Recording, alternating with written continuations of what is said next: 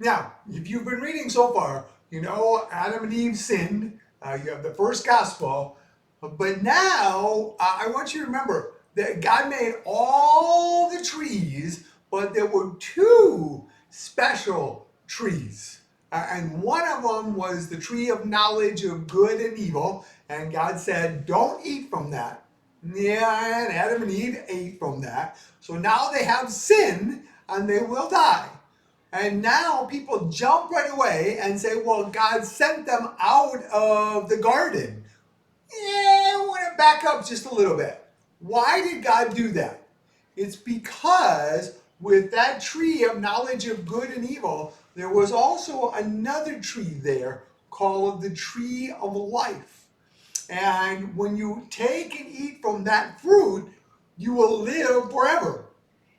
Well, after Adam and Eve sinned, God said, ooh, we need to put an angel, a cherubim with a flaming sword to defend so Adam and Eve can't come and eat from that tree. And he sent them out.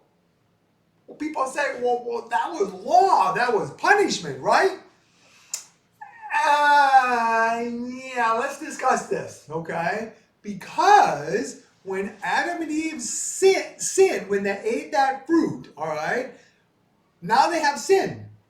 If they would take and eat from the fruit of the tree of life, what would happen? They would never die.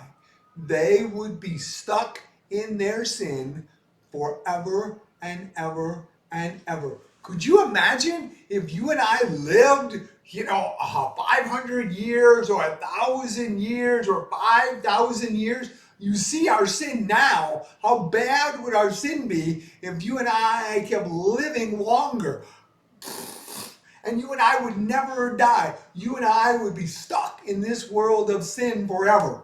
Well, God didn't want that. So God said, no, I'm not going to let Adam and Eve reach out and take from the tree of life. We're going to put an angel there to guard them so they can't come back and eat.